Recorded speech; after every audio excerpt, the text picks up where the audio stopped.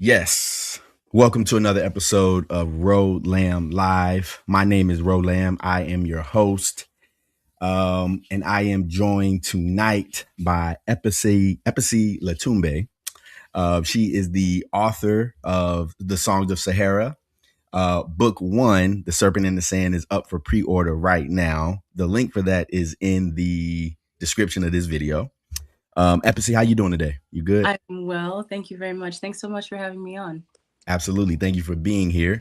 Um, so I just mentioned her book. We're going to talk about all of that. But before we do, a couple of things. First thing is, thank you so much for being here and watching this and tuning in and dropping in live. Or if you're watching this on the replay, thank you so much for being here. Make sure you like this video. Make sure you subscribe to the channel. Share this with somebody. If you want to support the show, you can buy me a coffee. That link is scrolling down at the bottom. And I believe that's all. So, Eposi, the question that I love to start with is what is inspiring you right now? What are you reading? What are you watching? What are you listening to? What is getting your creative juices going? I am very inspired by a lot of the fantasy series that are out, whether it's in animation or live action. And there was one on Amazon Prime that it's a Lord of the Rings offshoot, and I had been just like, I'm not doing it. I'm not doing it. I'm not doing it. It's an animated series. The name escapes me right now. And I started watching it, and then I remembered that, oh yeah, that's right. Tolkien did inspire an entire generation, He actually sure probably did. multiple generations. He sure did. I'm really glad that I started that. I'm still on episode one, so that's more recent. But I've also had the opportunity to spend some time with my sister Lee, also known as Spirited Pursuit on, well, across all platforms. Actually, she's highly talented art curator, and going to spend some time with her in Dakar, Senegal was amazing. Going to some amazing markets. Um, Going to some amazing Senegalese markets and seeing her art is truly, truly inspirational and aspirational. Yeah. So yeah, that and just being surrounded by people who love and are interested in African history, pre-colonial African history. Yeah. Yeah. So you talking about pre-colonial African history, also talking about fantasy series that's inspiring us. I wonder, and I just thought about this as you were talking. Do you have any thoughts or feelings on what's going on with the Children of Blood and Bone situation right now? Have you seen that? I think the wise thing to say in reference to that, yes, I have been paying attention to what's going on there. I think it's unfortunate. I don't know all of the details, Right, and right, it is clear that they're not sharing all of the details right now. right. And I can imagine that on every side, people have points. Because I don't know all the details, I'll reserve my thoughts to myself. I just hope that they're able to work it out. I Yeah, think you know, it's incredible to get to be the author of a series that's beloved and, people around the world. That's your base audience. You've built that audience from scratch when you're the writer of that series. So I hope for the sake of the author that things get worked out, for the sake of the crew, because I also know on the other side what it's like to have spent years planning on a project, pre-production, the actual production, being in post-production, and all the challenges that come with that. So for their sake as well, I just hope things get worked out and that everybody comes out winning, because yes, at the end of the day, I think that's the most important thing, is that we can all have a collective win. I agree. And the only thing that I will say, because like you said, it's difficult to really have an opinion on it because we don't really know what happened. We don't have the details. The only thing I would say is I sort of wish Tommy didn't really say anything just because when they, from what I saw of what she said, she was like, I'm not going to watch it. And then people were like, oh, well, should we not watch it? And she's like, well, I don't care if y'all watch it. But I'm like, well, if you don't care if everybody else is watching, like, you shouldn't have told us not to watch it because now we don't want to watch it. You know what I'm saying? Yeah. So I just sort of wish she had like waited till after or something. I don't know. I mean, she's a grown woman. She do what she wants. Yeah. Um, that was my only thing. But like you said, it's difficult to really speak on it just because, it's just it's a sad thing to sort of see. Cause It's like you that said, you want to see, situation. right, Yeah. right. You want to see everybody win. You want to see, I mean, these are beloved books, and it's, I don't know. It's sort of sad, but it is what it is. I mean, and for all we know, when we get further information down the line, we could later be like, oh yeah, I definitely would have done that too. That's why Right, I'm like, right, you know right. what? I have no idea. It's I, difficult to I speak on don't it know for who to sure. root for in this moment. I'm rooting for everybody black. Right, absolutely. Talk to him. Talk to him. So, the second question I love to ask people: how do you personally define creativity? I define creativity in terms of imagination and freedom. Mm, You can still, I think that it's sometimes creativity can be organized chaos, mm, or it can just be your imagination in full bloom, but still finding a way to be organized about it so that you can actually finish what it is that you're trying to do. mm. Um, but just limitless. I think if I had to pick one word, that would be the word that I would use is limitless. Yeah, I love asking that question just because I feel like I'll be saying this every week now, but I love asking that question because everybody has had a different answer. My answer to that question is always creativity to me is problem solving. And so I think, when you have a problem, a lot of times you'll have a problem and it's like the reason why it's a problem is because everything you've seen before that has not worked to fix this issue. So you have to come up with something new to like solve that. You know what I'm saying? Yeah, yeah. And to me, that's where that creativity lies. You know what I'm saying? But I don't really think there's a wrong answer to the question. That's why I love asking. Because it's And I love different for everyone. it's different for everyone. It's different for everyone. Otherwise, we would all be making the exact same thing.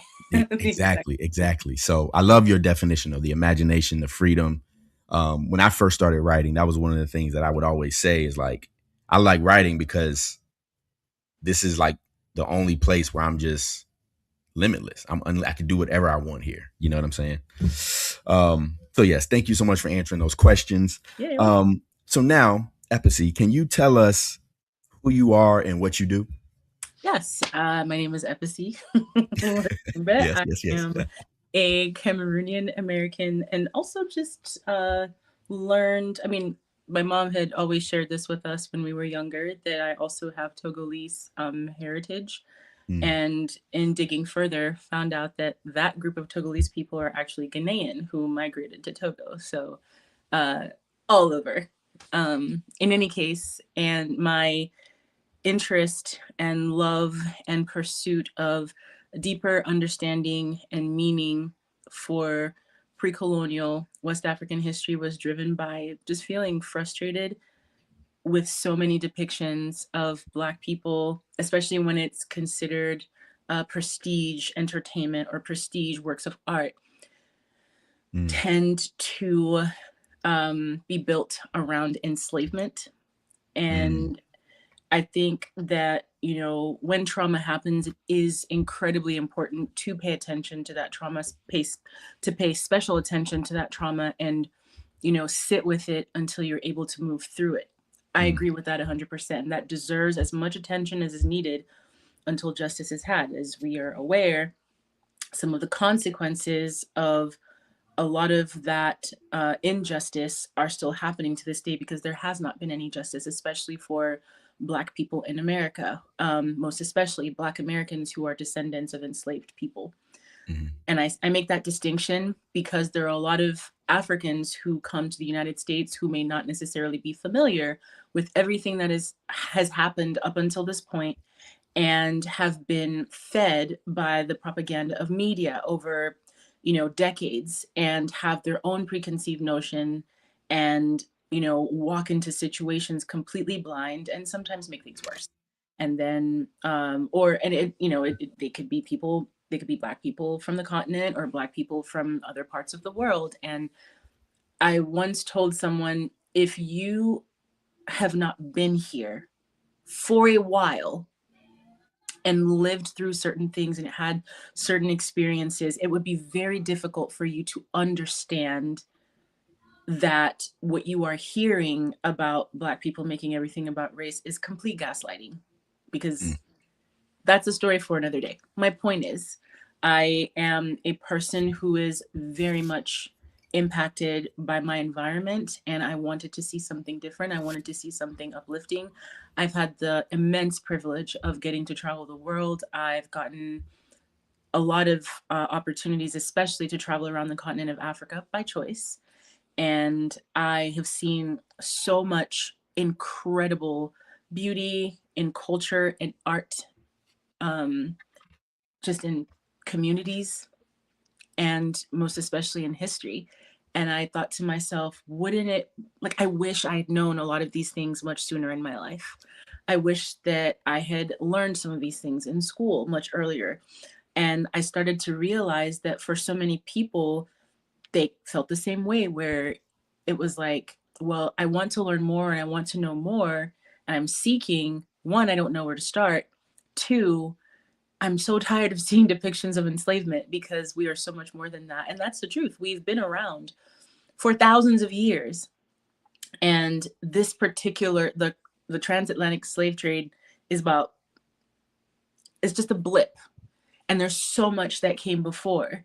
And hopefully there will be so much that comes after. And so I decided that I wanted to focus on the things that came before, kind of as a way, kind of as a bridge to remember. So I'm an artist in a lot of different ways. I feel like I was telling a neighbor today, I feel like I've lived 9 lives, because I've had so many careers that seem disjointed, and they seem all over the place when when you're not in my head and you don't see the big picture of what I'm going for. And I am on a purposeful path to encourage, to uplift, and to tell stories that help people remember who we are and mm, who we were mm. before the trauma. Man, I have so many questions. That was great. But I want to. I'm gonna go with. You've mentioned the book. Can you give us the elevator pitch? It's right behind you. Yes, yes, yes, yes, yes. I also happen to have a mock up right There here. it is. There it is. There it is. Can you give us the pitch and just you talked a little bit about how the idea came, but what was that like when you got the first, idea and then, going to that finished product? So can you just talk a little bit about the project? Yes. So, Songs of the Sahara is a graphic history novel that is inspired by the real history of the real life line of Mali, the first emperor and establishing emperor of Mali, known as Sunjata Keita. It's inspired by his journey, but it is a historical fiction because I take a lot of liberties using some of these real histories for entertainment, for education, and just to continue to keep the reader engaged. And the journey that I have written is actually a trilogy, and each book has 4 parts. The Serpent in the Sand is book one, and there are 4 parts. So this is part one of four for The Serpent in the Sand. There will be 4 parts for The Serpent in the Sand, and then there are 2 other books, 4 parts each, but we'll get to that another time. So the trilogy, the first book, The Serpent in the Sand, starts with Jata, the main character, who you see up here, in his norm, second son of a king. No one expects very much of him. He is considered a huge disappointment to his father. I won't go too much into details because I want y'all to buy the book.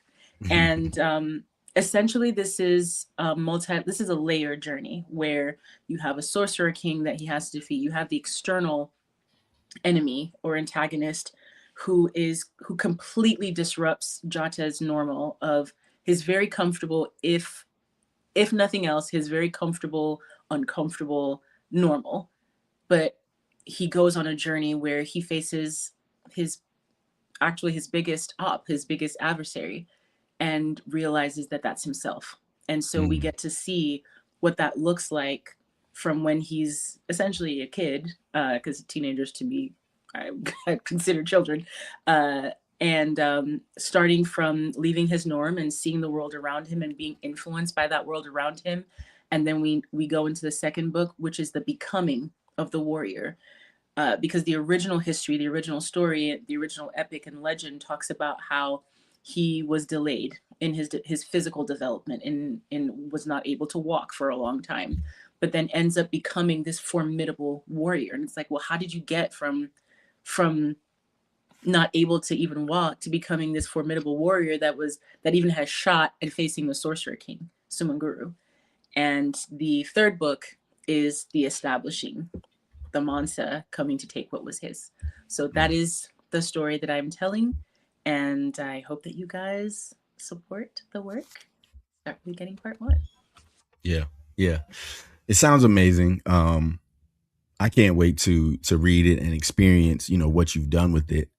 Thank you. Um, I wonder, you mentioned earlier about your traveling and, just different parts of Africa. Um, how has that traveling impacted and shaped, your process in creating this project, this book? That um, going to different places, you don't even have to go to another country. You can just maybe go to a city that you've maybe always wanted to, or something about that city has sparked your curiosity, and you spend some time getting to know people, talking to people, getting a perspective that's different from yours, that fundamentally changes the way that you think because it expands the world. Um, Oftentimes, we kind of live in our own little worlds, our own little routines, our own little spaces, and things like that. And there's something about going somewhere else where people are completely different. They might look like you, but they're completely different from you. They speak differently, they think differently, or what I found is they're so similar to you, even though they look so different in some cases. So it acts as a way to connect people where you find that you have so much more in common than you thought, but then it expands the world when you realize the world is so much bigger than just your little routine and world and friends and community. So it's a mix of expanding and making smaller. And so getting to travel the continent, I haven't gotten to go to all 54 countries. I definitely have to go to Cabo Verde. Um, After that World Cup performance, I've wanted to go for a long Right. time, but Right. gotten the chance. But I've been to every region. Again, that was by design. I wanted to at least get some of that community influence from each place. And I went to the Atlas Mountains in Morocco, where I spent some time out in the Sahara with Berbers, Wow. singing, telling stories by the fireside in the middle of the Atlas Mountains in the Sahara Desert. That was pretty cool. And I've also been to the Sahara from the Senegal side, and so that Morocco was my north experience, east to Tanzania, Mozambique, central, of course, Cameroon, Congo Brazzaville, um, and south, kind of all over the place. I really love southern Africa, South Africa. Yes, the country is insane. It is amazing, but so is Zambia, so is Namibia. So I mean, they're stunning places, and but I will say, every time I've gone to a different African country, I'm like, no, this is my favorite. No, this is my favorite. No, this is my favorite, and all for different reasons. Artistically, though, I will say that Senegal has me in a chokehold Mm. because Senegal had a lot of the resources that I was able to be inspired by, whether it was the art or it was, places that I could go. There was a really, really cool museum of West African history, and it was on my visit to that museum, and then later on spending some more. But it's in a place called Sin Saloum in Senegal, and then when I went back to Dakar, where I was like, "That's it. This is my story." Wow. Wow. That's incredible. I used to work with this guy from Kenya. And one day we was talking about something. He was telling me how beautiful Kenya is. And I asked him, I said, how people talk about like backpacking across Europe? I'm like, why don't people like do that in Africa? Like, why don't people just visit different countries in Africa? Oh, And he people said, do. People definitely do. well, so I know they do now, but at the time I was like 20, 21. So I didn't know. So I was like, why don't people do this? And he said, because you'll die. And I thought that was I think about that sometimes because I'm just like, and he's born and raised in Kenya. And it was interesting him saying that because we have such this view of the continent of Africa, where it's like, if you go over there, you know what I'm saying, you could die. I mean, you could die anywhere, but Africa is like super dangerous. Like, be careful because you go over there. And so I think it's so wild, like hearing those perspectives and then talking to somebody like you, and like you said, other people who just be like, yeah, I'm going, I went here, I did this. And it's just been such a great, they've done a great propaganda job on Africa. You know what I'm saying? Like giving us this visual of like what Africa is, and it's like, yo, it's not even. We need to go over there and see what it is for real, and not focus on these images they're giving us. You know what I'm saying? So I don't know, I just I thought about that while agree. you was talking. 100%. I also think what he may have been getting at is that it's important to do research before you just like up and leave and go somewhere, right? There's some places you can't just go walking around and, oh, I just, want to see what happens, because you will. You will. Right, That's not propaganda. You will. Um, right, Now, in other situations, I do think that there has been a very unfortunate um, campaign. In some cases, I wonder if it's so that other people could get a chance at a land grab first. Um, I'm not sure. That's a whole other conversation.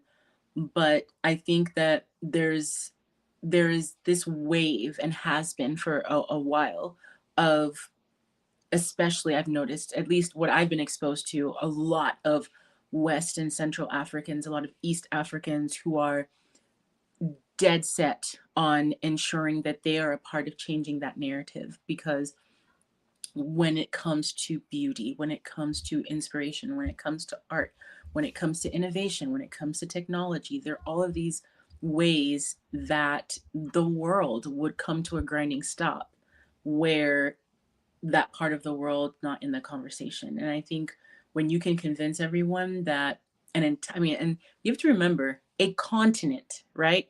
Because the United States is vast, but the United States is one country.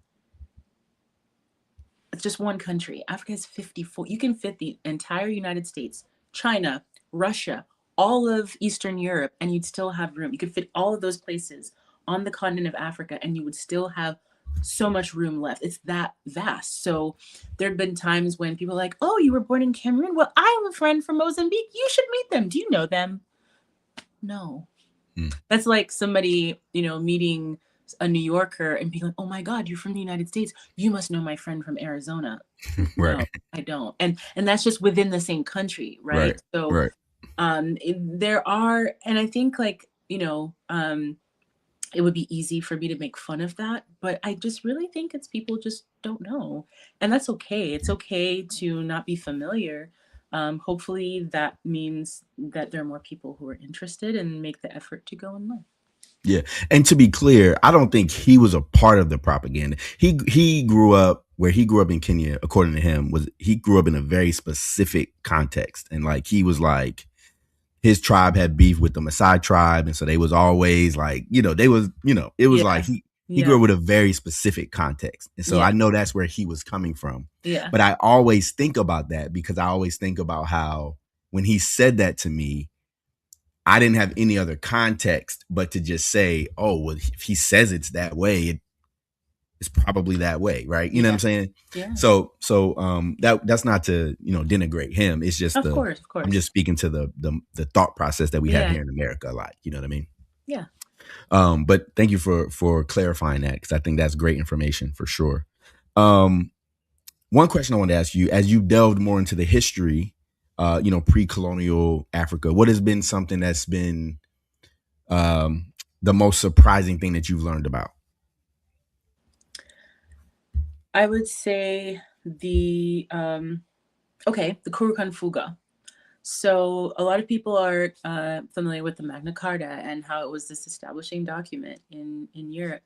I did not know about the Kurukan Fuga, which was established in 13th century Mali by Sunjata Keita, when he became the establishing Mansa, or emperor, of the new Mali Empire, which came to be after the fall of the Ouagadougou Empire, also known as the Ghana Empire. A really fun Mhm. fact I love to throw in as well, which was also very surprising to me, was learning that the term Ghana is a title. Hmm. So the term Ghana was in the Wagadu Empire is what they called their warlords. So it was the Ghanas of Wagadu. And people outside of Wagadu were like, oh, yeah, the Ghanas of Wagadu. And for short, they would just say the Ghana Empire. So Hmm.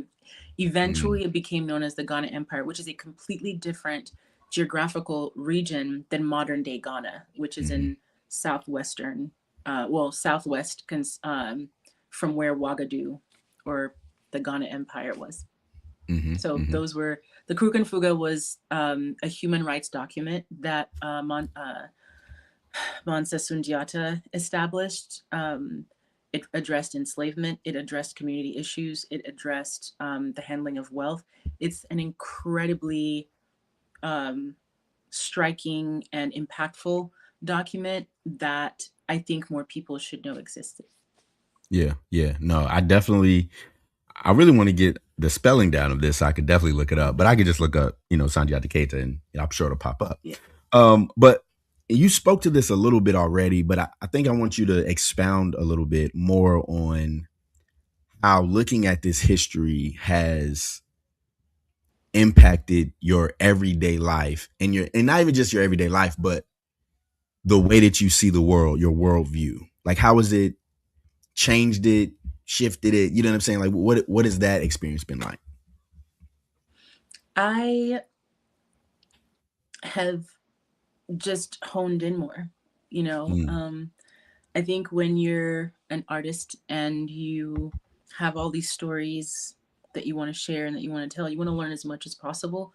So, from as many people that you respect as possible. But I think working on the story has grounded me in a way that I didn't see coming. And I have been just razor sharp focused, not because I don't want to learn anymore, because I'm still learning every single day. I still read a lot. Whether it's for technique, understanding, and but in my everyday life, I mean, because I care so much about not only telling the story but delivering an incredible book to everyone who has believed in the work so far and bought a pre-order. I'm so focused, and so like even with my job, um, I don't want to jeopardize. Um, and I, try to make sure I get every single thing that I need done so that I can turn off my computer in a reasonable time and, attend, talk with my team, talk with mhm, everyone, get updates, just see mhm, some of the work that they're doing and send any notes if I need to, keep writing for mhm, myself. In a lot of different aspects, I'm doing the work alone. So, problem solving in different areas and finding any gaps that might be a pain point for additional sales, because I've been learning a lot from other people with more experience and trying to put all that information together to hopefully bring together something that is truly worth people's time. yeah, yeah.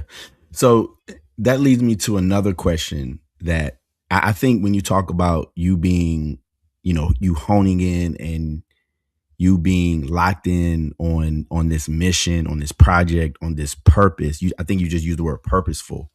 I met you, was it a week ago, 2 weeks ago now? Yeah. And you can definitely feel that when you Mm. meet you. It's like, okay, yeah, she's locked in. You know what I'm saying? And even talking to you right now, it's like, yeah, she's locked in.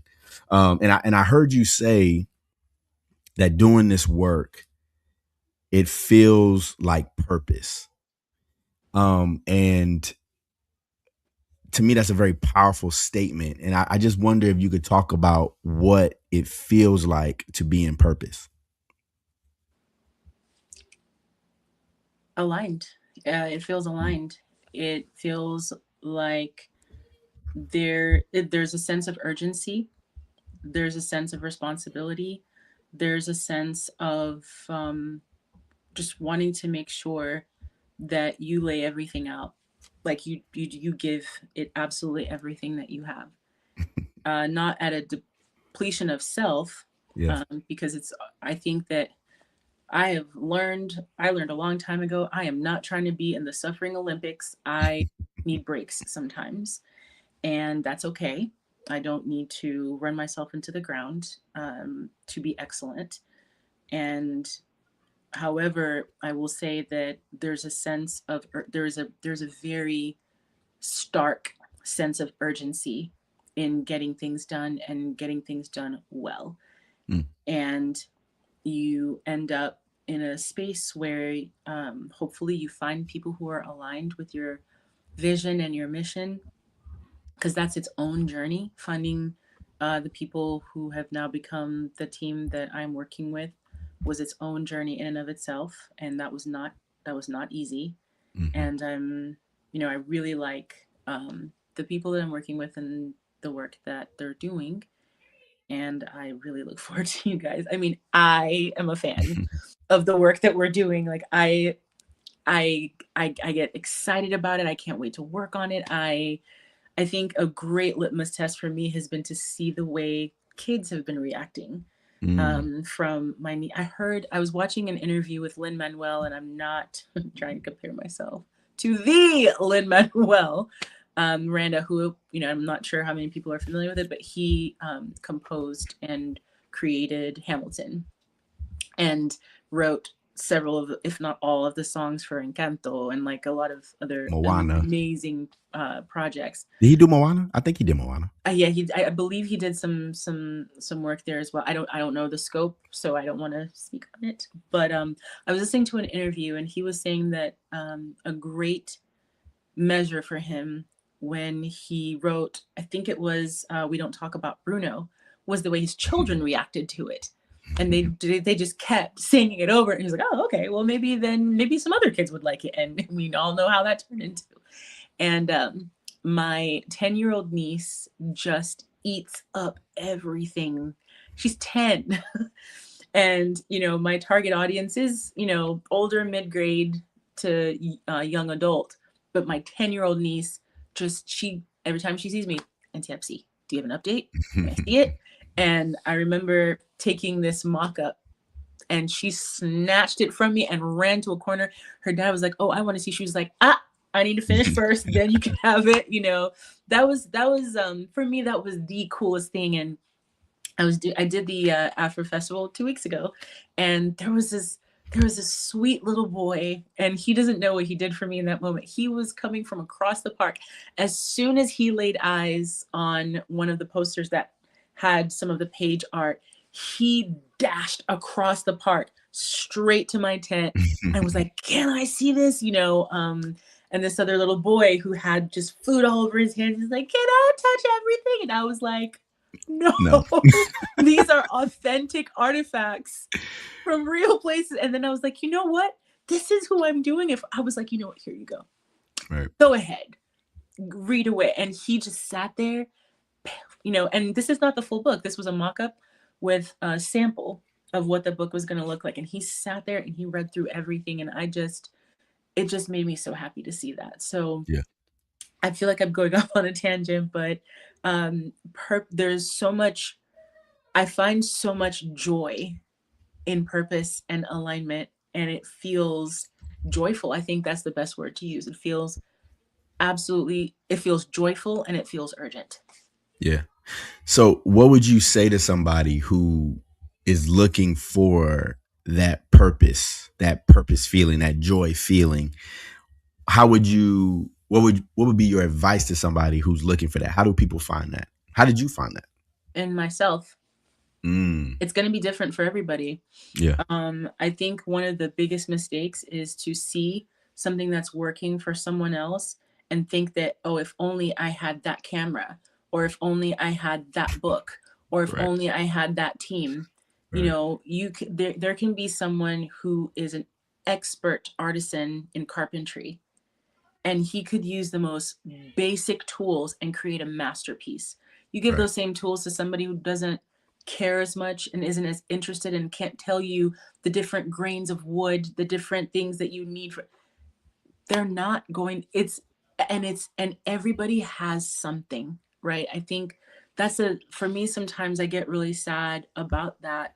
Mostly because I understand at a deep, deep, deep, deep, deep level, because there are people in my life who are famous. There are people in my life who have different levels of fame. And there were times when I was like, well, I say this as an example. I am not seeking fame. I think everything that I've been looking for, I found.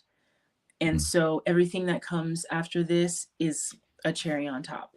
mm, At the time, I thought what I wanted was popularity. I thought that what I wanted was notoriety. And I saw the cost that it has on the people who have it. And I was like, ooh, no. Mm-mm. I think in certain situations, because for people who were passionate about what they were doing, they were willing to take on that cost. They could afford it because they loved and were passionate about what they were doing.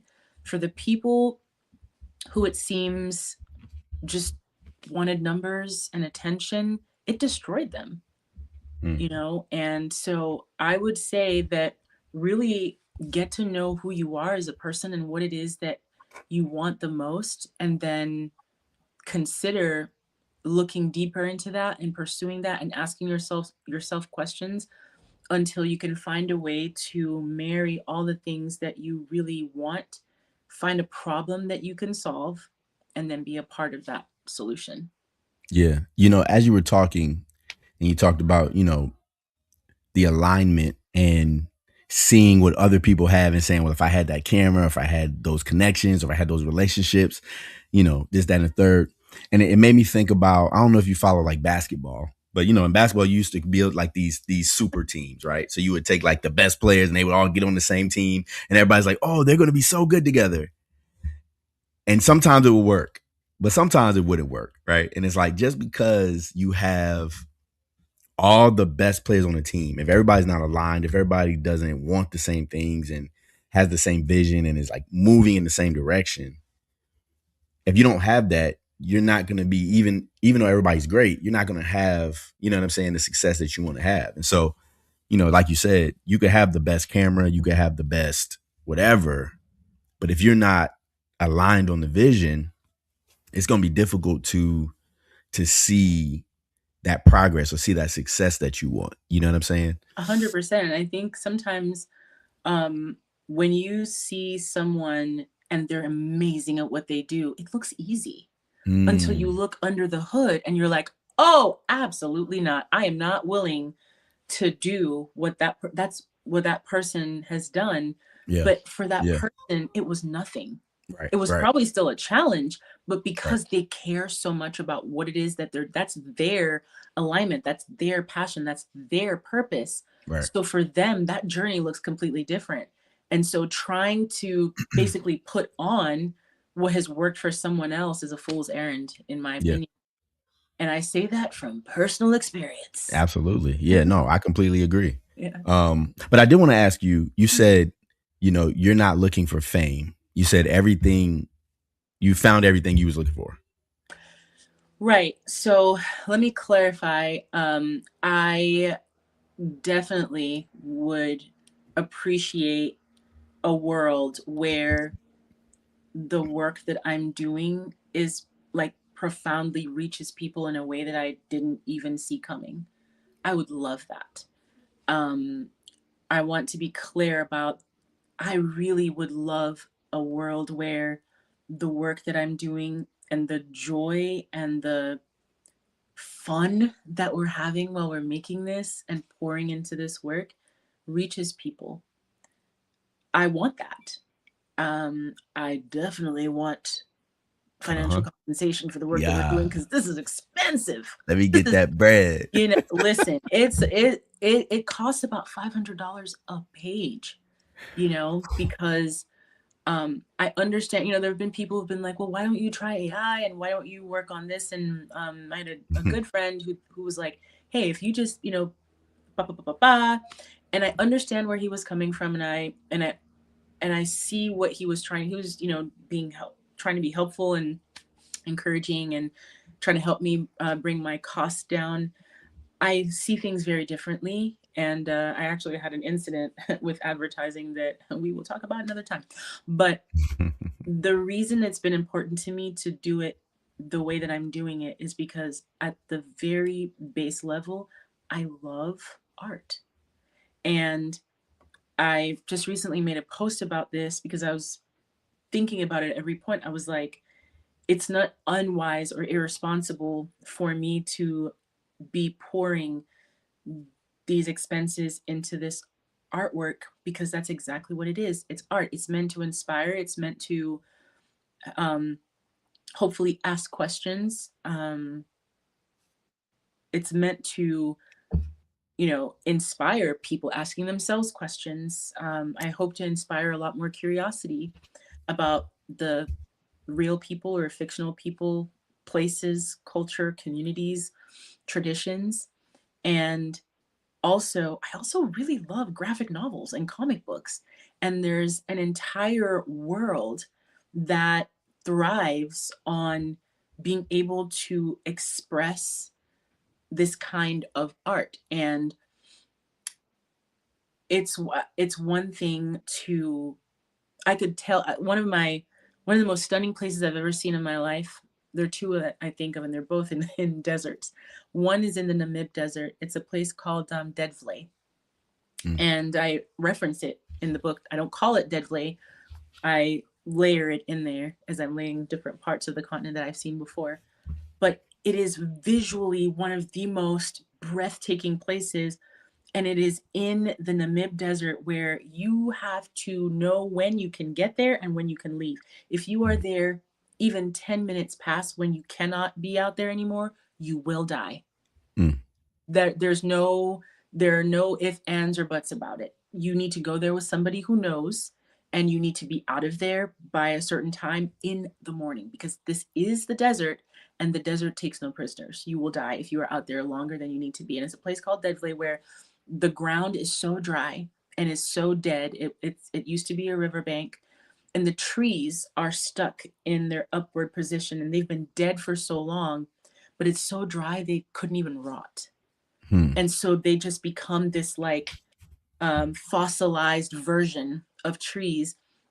And deserts are incredibly beautiful during the day as well, but especially like at dawn and dusk, because the way the stars just like light up the sky. And so when you see these like dead fossilized trees on this like super cracked dry ground, and then this it is one of the most visually stunning things I've ever seen in my life. And I could tell you about it all day,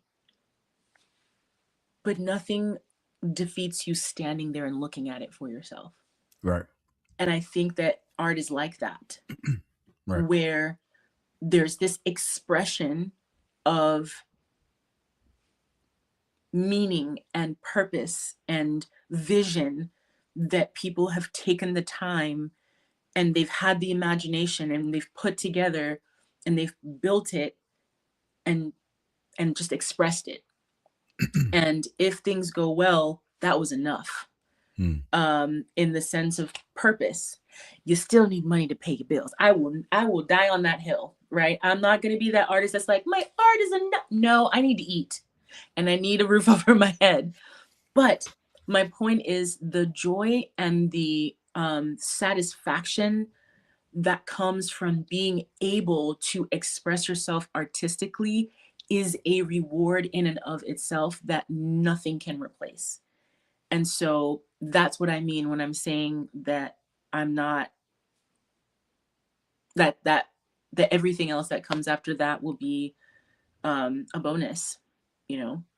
Yeah. And I mean, you just answered the question I was going to ask, because that's really what I wanted to ask you was, what was it that you found that makes you say everything else is cherry on the top? And I'm actually sort of getting emotional, sort of thinking about it, because I remember I used to do music, and I have recorded these songs, and there was this guy in the studio with me, and he was critiquing my music, and he was basically saying like, yo, the way you do music, um, the masses are not going to accept this. And me and him had like this big argument. And I remember telling him, I'm like, bro, like, similar to what you said, like, yeah, I want people to listen to it. But if nobody ever hears this, I'm proud that I'm proud of the expression. Like, it's not even yes, I want people to hear it, but it's not about people hearing it, right? It's about me expressing myself and then people hearing that expression. If you take that away from me, then now people hearing it from me is not as powerful because it's not me anymore. It could be anything. You know what I'm saying? Mhm. And so I think it's the theme of this for me is purpose, right? It's finding that purpose of like, even if one person read, even if it's just your niece that reads, the sample in the corner, you know what I'm saying? It's like, yo, like I did it. I'm doing it. Like we made it. You know what I'm saying? Like this is the trophy. You feel me? Yeah, That's how I'm looking at it. yesterday, that's when I was over at my sister's house and I took the mock-up sample for them to see. And my sister was like, my gosh, I remember a year ago, I was in their living room and I had everybody sit on the couch and I did a full-on presentation on their television. I had my entire family, my parents, both of my sisters, my best friend, her husband, and my two nephews. And I was like, everybody sit down, I have a presentation. And I told them about this project. And I was like, I'm going to do this, I'm going to do this, I'm going to do this. And this is how I want it to look. And they were incredibly supportive. I also know that when you have a vision, it's yours. So not everybody Mhm. can really see what's in your head. Right. And one of the trickiest things, and that it could take years, it could take decades for some people. One of the trickiest things is to find a way to build the kind of support system that you need around yourself to get that vision out of your head and into the hands of people who understand it and can support you in bringing that to life. That is a deeply satisfying experience. Yeah. And I have to acknowledge that I have so much support from the people in my life. So I don't, I'm not alone in the sense that I have an entire community of people who are cheering me on, want to see me win. Even with my Kickstarter, most of the support that came from Cameroon, Mhm. because people were like, we don't know anybody else who's doing something like this. We want to see this happen. And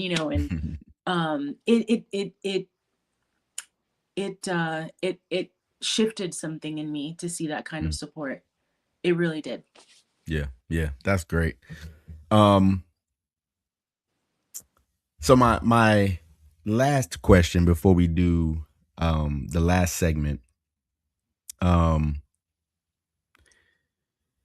so outside of the pre-orders and everything that you have going on with this book, what's next, right? Like what's next for you in this series? I know you said you got what, three books, 4 parts each. What's next? Where do you see yourself, 5 years from now? Hopefully, at least finish with the first book. It's, I Right. mean, the production takes time Yeah, because for sure. For there are sure. 5 different people. We have our production line, and I do creative briefs where I do all of these references. Then I have a meeting with and speak to um, um, Alex, who does the cleans and art direction. So I do the creative direction, and Alex does the art direction. Because he and I were locked in on our vision, and then it goes from the cleans to the next person, Nancy, who does the inks and shadows. Then it goes to Agel, who does the flat colors. Then it goes to Scully Mingo, who does the colors and effects. And then it goes back to Alex, and he does the letters. And then it comes to me, and then I review everything. And then at each stage we make different corrections. That takes time. That For takes a sure. long time. And I've gotten to, I had the great fortune of speaking to some amazing people that I admire a lot, who are in that world at a professional level. And they're just like, just keep doing what you're doing. Because I started out actually just being like, my absolute dream would be to get to work with Image Comics Mm. or Dark Horse. I hope they like see our amazing art and our incredible story and pick us up and all of that.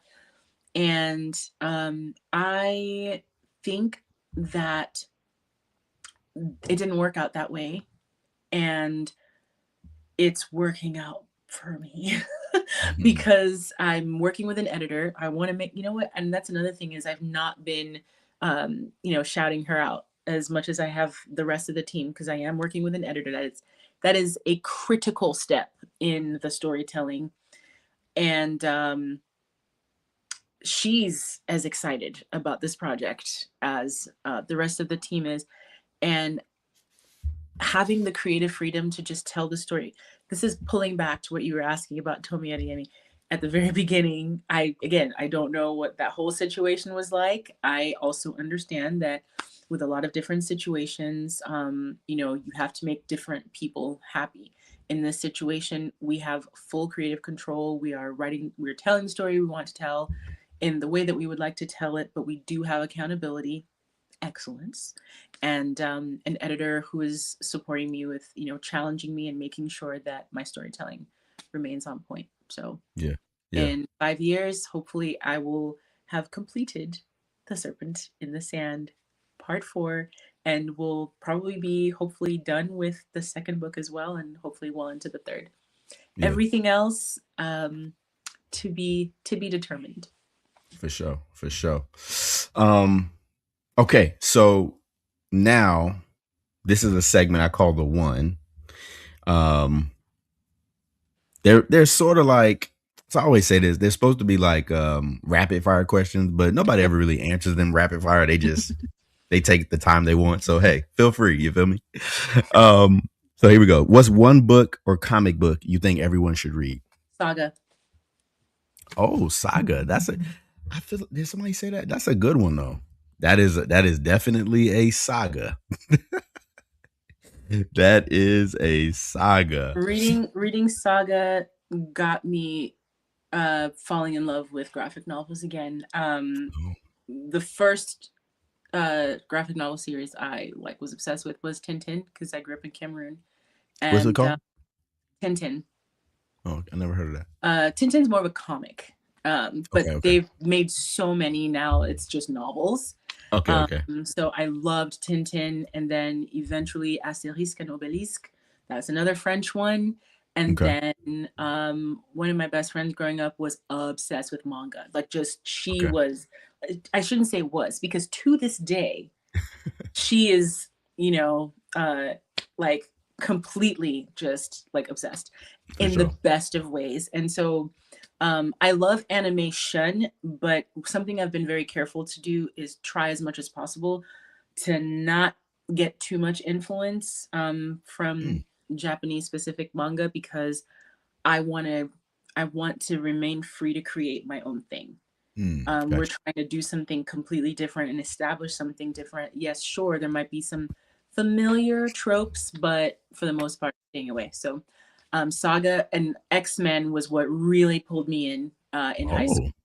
Oh, okay. I mean, I saw Storm, and I was like, and I'm gonna go do martial arts. Like, she's amazing, and Yeah. so many more have come since then. But in my adult life, Saga kind of pulled me back into this space where I couldn't put it down.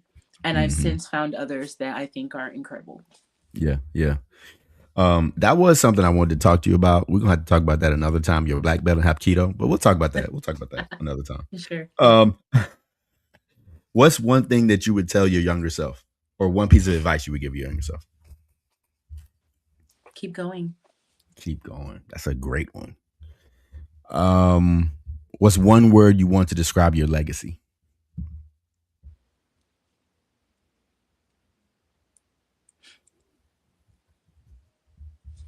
Purposeful. Purposeful. That's the theme. Ah, that's great. Um, what's one thing that you would change about your creative journey? Nothing. Nothing. Okay. What's one thing that you want everyone who hears this or sees this to take away from this conversation?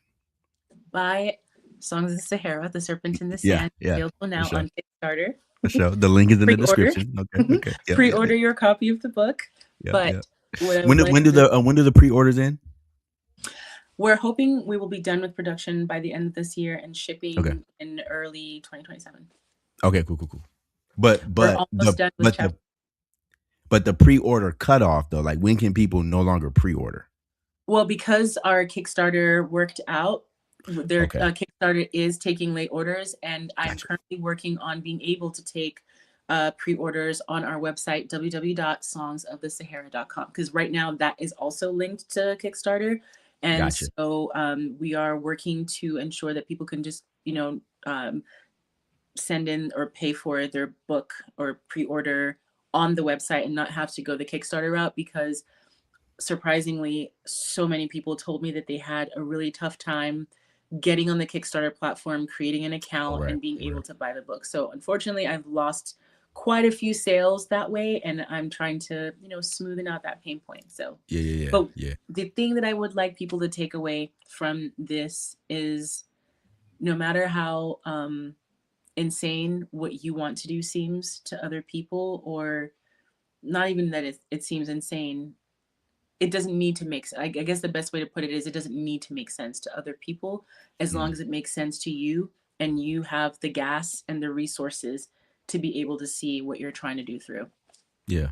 No, that's great. There is one question I want to ask before we get out of here. For somebody who may want to learn more about, African history and, especially like pre-colonial African history, but they don't really know where to start, right? What would be your advice? Like, this is where you should start. This is what you should do. Easy money, easy money. This would The be a great place serpent to start. in the sand. You know, Say less. That's it. I I heard about this author who's making this incredible Yeah, graphic yeah. art, Talk to and her. Talk she to has her. spent over 10 years traveling the continent, and Yeah, trying to get this the is great. best of beauty and fashion, tradition and community, and put it all in a book. And I think this would be an This is incredible, it. incredible place That's to the start. start. This is A where we great begin. bridge. Great Yes. bridge. This is where we begin. No, I love it, Eposi. Thank you so much. Thank you so much for coming on the show tonight. I just want to say I appreciate you. I appreciate your energy. Even meeting you at Afrofest and just watching you on social media, like, it's very inspiring to watch somebody who is intentionally moving in their purpose. And so I Thank appreciate you. what you're doing. I appreciate what you're doing for the culture, what you're doing for the community. Thank you for walking in your purpose. I appreciate you. I appreciate you. Hey, thank you Um, so much, and thanks for having me. for sure, for sure. To everybody watching, thank y'all so much for being here. Make sure y'all like this video, share this with somebody, subscribe to the channel.